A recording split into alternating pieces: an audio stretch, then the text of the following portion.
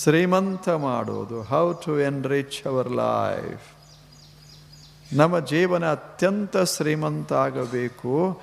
ಅದಕ್ಕೇನು ಮಾಡಬೇಕು ಅಂದರೆ ಏನೂ ಅಲ್ಲ, ಭಾವ ಬೆಳೆಸಿಕೊಳ್ಳಬೇಕು. ನೋಡೇವಲ್ಲ, ನಿನ್ನೆವರೆಗೆ ನೋಡೇವಿ ಕಾರ್ಯಗಳು ವಿಚಾರಗಳು. ಈಗ ಭಾವ ಬಹಳ. ಭಾವದಲ್ಲಿ ಶ್ರೀಮಂತಿಕೆ, ಭಾವದಲ್ಲಿ ಬಡವ.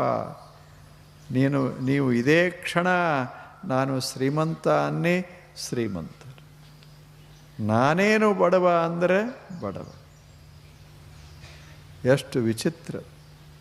ಏನದ ನನ್ನಲ್ಲಿ, ಅವರಲ್ಲಿರೋದು ನಮ್ಮೊಳಗೆ ಇಲ್ಲಾದ ಬಳಿಕ, ನನ್ನ ಹತ್ತಿರ ಇಲ್ಲಾದ ಬಳಿಕ ನಾ ಹೆಂಗೆ ಶ್ರೀಮಂತ ಅಂತ ನಮ್ಮ ಭಾವ.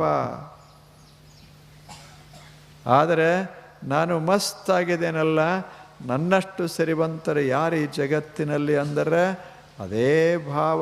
ಭಾವ ಶ್ರೀಮಂತನ್ನ ಮಾಡ್ತದೆ, ಭಾವ ಬಡವರನ್ನು ಮಾಡ್ತದೆ.